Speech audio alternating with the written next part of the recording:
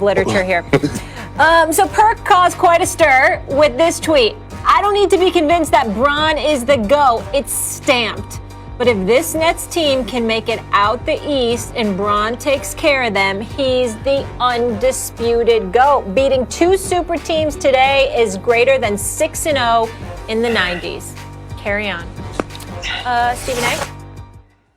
Oh, is no. Perk right about LeBron's GOAT status? No, I don't agree with Perk, but Max is the one that was talking smack to Perk. So I'm going to let Max get in here first. I'll close. Go ahead, Max. Go you and Kirk, you and First of all, go at it.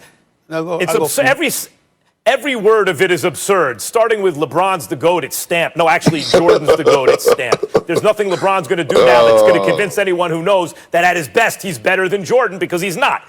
No, the numbers say it and the championships say it. That's number one. Number two, you act like Perkins has an old soul. Perk, you got an old soul, but you're actually a youngin'. You're over 10 years younger than me, and more than that, younger than Stephen A. You didn't really live through the Jordan era, so you're disrespecting the teams he beat. Michael Jordan, just in the second three-peat, had a year where when he comes back, had a full season back, he beat a 60-win Shaq and Penny team.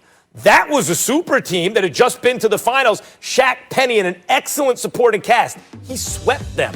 He then beat a 64-win Seattle team with Gary Payton and Sean Kemp. They were crew deep. They won 64 games. Well, if he beats another super team, the Nets have a big three. As I said, there's pressure on them to get to the finals.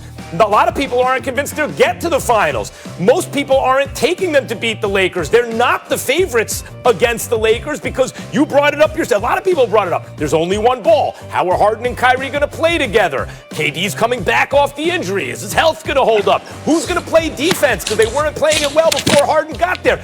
Beating that team, you think, puts LeBron James over a Michael Jordan who never even got taken seven games in a finals at 6-0? Max, you know good and damn well we only got 2 minutes left. Why are you going to chew up all the time? Go ahead, Kendrick. Yeah, Max. And Max, I thought you was going to bring up Jeff Hornacek again because I was going to walk off the set. But listen, let me tell you something, Max. If you're about to downgrade that 73-19 when Bron came back 3-1, then you're tripping right now. And if you're about to sit up here and tell me that with a Kyrie Irving, who was one of the most skilled players to ever touch the damn basketball, and Kevin Durant, arguably the best scorer to ever touch the damn basketball, James Harden, arguably the most prolific scorer to touch the damn basketball, all on one team, and you're telling me that that's not a super team and it's not championship or bust, you're out your damn mind. It is championship or bust. And if they happen to meet up with the Lakers in the finals and the Lakers beat them, I don't want to hear nothing. I don't want to hear that GOAT talk no more from you or Stephen A. Well, first of all, the stuff you just said about, go ahead, Stephen A. Kendrick, I got to go, but let me say this to you. First of all, Kendrick, I disagree with you. Secondly, on this show, I will say what I want to say. Thirdly, and more importantly, here's the deal, Kendrick Perkins. Here's the deal. You can say that all you want to, but you dilute your own argument because you don't even have Brooklyn coming out of the East. You got Philly. So evidently, they ain't that damn super in Brooklyn. All I'm trying to say is this. We got the Lakers got a chip. Lakers got a chip. But in the end, he's still LBJ. I love him, number 2 all time. He ain't over Jordan. You can cancel that. Have a good one, y'all. Just stop it. I'm going to get back to the other major story of the day. We continue to react to the blockbuster trade sending James Harden to the Brooklyn Nets to team up with Kevin Durant and Kyrie Irving. We now welcome former NBA champion Kendrick Perkins to the show. Stephen A., you're up here first, though. Hey, Perk. Good to see you. Is Harden under the most pressure of any player this season? No, I don't think he's under the most pressure. For me, it would be Kawhi Leonard. And the reason I feel that way, but Kawhi Leonard is the one that came to Los Angeles with the NBA title from Toronto and the NBA Finals MVP. That was fine. But the dude with the commercials and talking about LA is his town now with the king dangling from the crown dangling from his mirror and all of that stuff, basically putting LeBron on notice. It's a new day. And here I come. and then you have a 3-1 lead to the Denver Nuggets and you disappear in a game 7. You let them come back from a 3-1 deficit. He wasn't the only one. We know Paul George was too. I got that. But it's Kawhi Leonard that was that 2-time champion. It's Kawhi Leonard that was that star. It was Kawhi Leonard that basically told the Clippers, you want any shot at me, you got to go and mortgage the farm to get me Paul George. Otherwise, I'm going to stay in this town and play for the other team, which is the Los Angeles Lakers, with LeBron and AD, which will ensure you'll never win again. So all of those things that happen, that's Kawhi Leonard. Excuse me, it's time to pay up. You showed up. You put those demands. They answered the bell. Now you got to answer the bell. This dude, by Max Kellerman, was considered the best player in the world. Number 1. That's what Max was saying. Max was talking all of that, Kendrick. He said Kawhi is that dude. He's the. I know the whoops and the oops ultimately came thereafter, but damn it, that was after a year saying he was the best in the world. And listen, you can say what you want about Harden. He's been on the radar. KD's back. He's on the radar. Kyrie's on the radar. We get all of that. Why does Kawhi Leonard get to fly under the radar? He is a superstar. He is one of the top 5 players in the world. I want to see him show up. And I desperately want to see him go against LeBron head up, straight up in the conference finals. That's my dream scenario personally. All right. Before I get to Kendrick Perkins, who tweeted some outrageous, blasphemous nonsense last night, let me deal with you first, Stephen A. That take would be correct if the Clippers just traded for James Harden. The Clippers didn't just trade for James Harden. The Clippers got Kawhi Leonard, who never had to chase rings, one in San Antonio, got traded to Toronto, one in Toronto, and didn't do so well last year. I give it up. I tell it like I see it. But the bottom line is he insisted on Paul George. He got him. Paul George choked in the playoffs, as usual. They didn't just add an MVP to that mix. Who added the MVP? The Brooklyn Nets.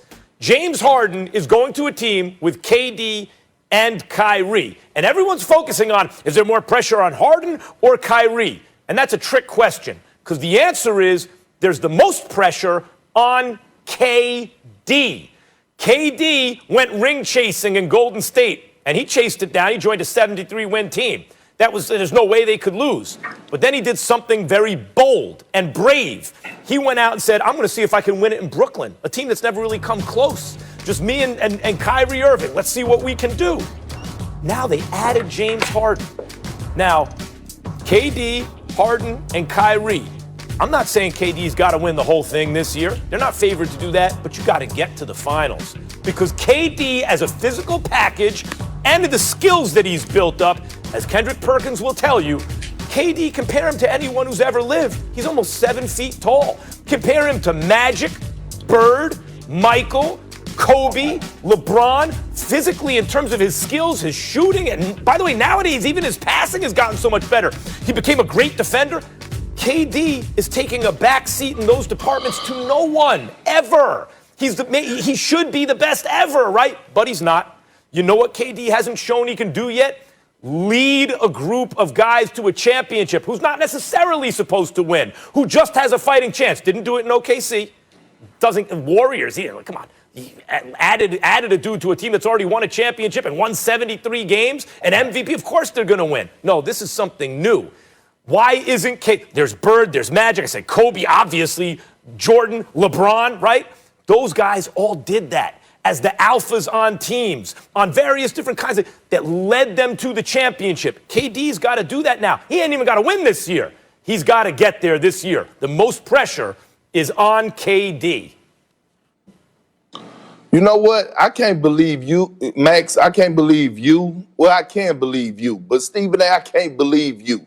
All right? To come on here and both of you guys talk about two guys that are already champions, two guys that are already got 2 finals MVPs, and go sit up here and tell me that both of them are under the most pressure this year. No, James Harden is. First of all, Max, you not checking nothing, all right? Let's get that straight real quick. You not checking nothing. I ain't come on here for you to be talking about you go check me. You ain't checking nothing.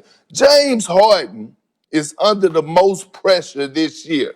He threw a hissy fit to get out of Houston, threw his teammates under the bus. I want out. I want this. I don't want to play here. And just didn't give Steve Silas a chance. And all this and that got his way. Now, you got your way. You done teamed up with Kevin Durant and Kyrie Irving. You have zero excuses. You're the only one on this team without a ring. This is the reason that you wanted to leave Houston, right? Was to go get a championship. So the pressure is on you. You left a Houston organization that you built up for over the last 9 to 10 years in great fashion. Made them relevant again since the Olajuwon days, in my opinion. And then you left what you built up, left a lot of money on the table. Matter of fact, a 2-year, $103 million contract extension. You left that on the table to say, you know what? I want out. I want out. You quit on your team in Houston. You quit on your coach in Houston to say, I want out. I want to go to Brooklyn and play with KD and Kyrie. You got your wish. The pressure is on James Harden to win. He is the only one that is over the age of 30, in my opinion, besides maybe Russell Westbrook and Paul George. But Paul George is not in that MVP conversation year in and year out that hasn't delivered a championship. Let me ask you this question, Kendrick, real quickly. What would irritate or insult you more? James Harden not winning the title or someone being disrespectful to LeBron James? What you mean? In other words, somebody coming to LeBron James, I'm coming to take what you got. It's a new day. It's a new era. Your time is past. My time is here. We're forgetting how Kawhi arrived in L.A., how he elected to paint himself upon arriving in L.A. I'm not negating your point about James Harden being under immense pressure. I get that. But we also got to look at the fact that, again, you're looking at Kyrie being there. You're hoping they'll get their stuff together. It's not even his team in Brooklyn. We know it's KD's team. Kawhi is the Clippers. Everything they've done is for Kawhi Leonard. Everything. And I'm just saying, here's the only point that I'll leave you with, Kendrick, and then I'll shut up.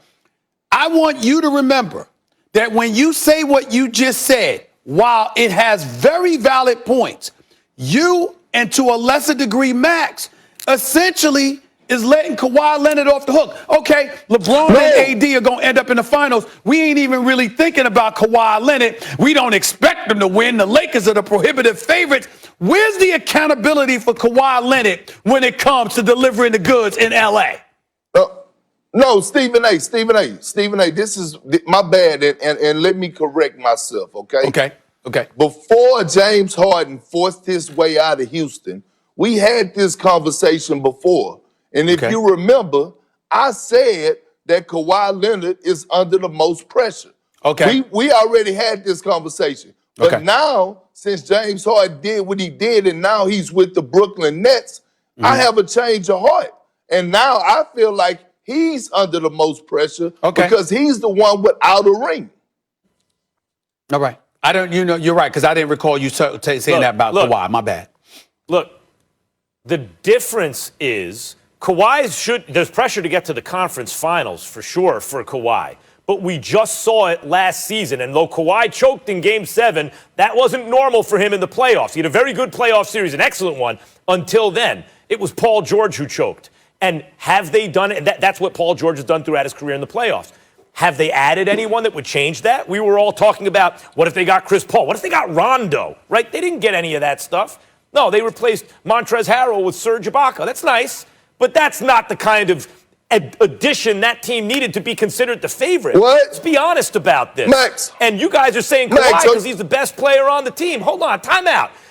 KD is the best player on a team that already had Kyrie and is adding James Harden. He has to get to the finals, guys. He got to get to the finals. Max, you know what? You something else, because about a month ago, or maybe even less than that, you was just sitting up here arguing me down, telling me how Serge Ibaka was a huge upgrade from Montrezl Harrell. Now you sitting up here saying, "Oh, it's a nice." It's a marginal upgrade. I didn't say huge. I didn't say huge. It's a marginal upgrade. And by the way, LeBron James got AD, right? AD, how did he play throughout the playoffs? Like an MVP. LeBron is with another MVP. Kawhi not with another MVP, let's be honest. But guess what? KD not only has Kyrie, who's been a killer in the playoffs, he's got another MVP, at least in the regular season. No one else has a big three like Brooklyn. You're going to tell me that the best player on that team, a guy who joined already a championship team, a 73-win team, to kind of reverse engineer his rings, that dude's not under pressure? You're talking. You know what, Max? And here's my issue. You know, first of all, you dissecting basketball with people who know more basketball than you. That's number one. But number two, and more importantly, this is the biggest thing that I'm going to bring up, Max. You're ignoring this. You're ignoring the storyline. In all seriousness, Max, you're ignoring the storyline. And I get what you're saying about KD. I understand. I get what Kendrick Perkins is saying even more about James Harden. Kawhi Leonard, 29 years old, man. He's 29. You calling out a cat that was 35 years of age at the time. What does LeBron do? He answers the call and delivers a chip to L.A. And he's now there, the prohibitive favorite. You still in town. You think you got Doc Rivers is out of there. He's no longer the coach. Montrezl Harrell is gone. Okay. Lou Williams is on the bench last night. I don't know why. I got to ask Ty Lue about that. But I'm just saying, we got to look. To me, to not focus on Kawhi is to completely let him off the hook about competing with LeBron. We want that confrontation, do we not? Do we not want that confrontation? Don't y'all want to see that? Hold on. I want to see that. I want to see that. No doubt. But we're talking about the most pressure. And how can you, on the day after James Harden is traded to Kevin Durant's team, who already has Kyrie, how can you sit here and talk about, I'm missing the storyline, it's Kawhi? Yeah, that is a storyline. Kawhi is not playing with another MVP caliber player. They did not drastically address what the team needed to address. But I didn't say James Harden wasn't under pressure. Perk, you talked about a vocal leader, a floor general, but that's not what the Clippers did. They had marginal improvement at power forward. That's their big move. James Harden's coming to Brooklyn. Of course that puts more pressure on KD. He's coming to Brooklyn, but the focus is also on what Kyrie Irving is going to do and how is Kevin Durant going to help manage all of that. In L.A., it's about that dude ultimately going against LeBron. I mean, enough's enough. I love Kawhi Leonard as a player. I mean, my God, he's one of the elite. I want to see him against King James. You said you were coming to take the crown. Great. LeBron got the crown now. You gonna get it or what? You gonna go after him or what? What you gonna do? That's what I want to see from Kawhi. That's all I'm saying. That's all I'm saying. No, and Stephen A., you have a valid point. But here's my thing: if KD, Kawhi, LeBron James, Anthony Davis, Kyrie Irving, if those five guys decide to shut it down and retire tomorrow, they gonna be sleeping well at night with no regrets because they have championships. That's fair. That's fair. James Harden, if he retired tomorrow, he's still gonna have that over But I got to retort that he never won a title. I got to retort to that. I got you, and I'll respond by saying this.